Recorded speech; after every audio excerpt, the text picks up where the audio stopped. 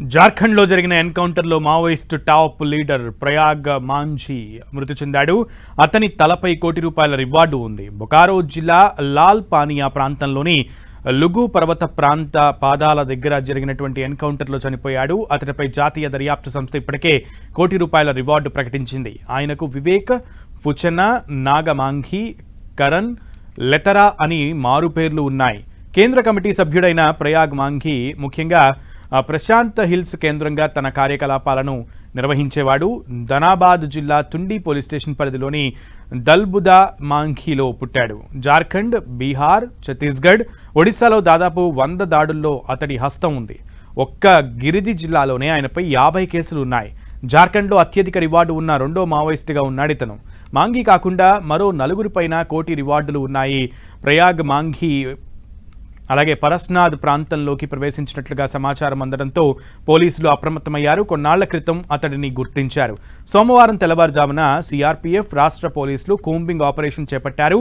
వీరికి లుగు హిల్స్ దగ్గర మావోయిస్టులు ఎదురుపడడంతో ఎన్కౌంటర్ జరిగింది. ఆ తర్వాత కొద్దిసేపటికి మావోయిస్టులు అడవుల్లోకి పారిపోయారు. అనంతరం భద్రతా బలగాలు ఘటనా ప్రాంతంలో పరిశీలించగా మొత్తం 8 మంది మృతదేహాలు లభ్యమయ్యాయి. ఆ 8 మందిలో ప్రయాగ్ కూడా ఉన్నట్లు గుర్తించారు. ఆపరేషన్ అనంతరం మావోయిస్టుల నుంచి ఎస్ఎల్ఆర్ అలాగే ఎన్సాస్ లాంటి భారీ ఆయుధాలను స్వాధీనం చేసుకున్నారు. 209 కోబ్లా బెటాలియన్, జార్ఖండ్ పోలీసులు దీనిలో పాల్గొన్నారు. ఈ ఏడాది జార్ఖండ్లో జరిగిన ఎన్కౌంటర్లలో మొత్తం 13 మంది మావోలు ప్రాణాలు కోల్పోయారు.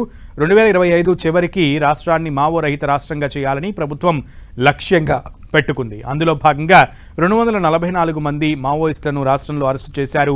పలు దళాల కమాండర్లతో కలిపి 24 మంది లొంగిపోయారు. ప్రయాగ్ భార్య జయా మాంఘీని గతేడాది పోలీసులు అరెస్ట్ చేశారు. ఆమె క్యాన్సర్తో బాధపడుతోంది. చికిత్స తీసుకోవడానికి వచ్చిన సమయంలో ఇప్పుడు ఆమెను అరెస్టు చేశారు. ఆ తర్వాత చికిత్స పొందుతూ ఆమె మరణించారు. ఎన్కౌంటర్లో మావోయిస్టులకు భారీ ఎదురుదెబ్బ తగిలింది. భద్రతా దళాలతో జరిగిన కాల్పుల్లో 3 అగ్రనేతలు మృతి చెందారు. అరవింద్ యాదవ్, సాహెబ్ రామ్ మాంఘీ, ప్రయాగ్ మాంఘీ అలియాస్ వివేక్ మృతి చెందినట్లుగా తెలుస్తోంది. వివేక్ మావోయిస్టు కేంద్ర కమిటీ సభ్యులుగా కొనసాగుతున్నారు. మొత్తం 10 మంది మావోయిస్టులు మృతి చెందగా 8 మంది మావోయిస్టుల మృతదేహాలను భద్రతా దళాలు స్వాధీనం చేసుకున్నాయి.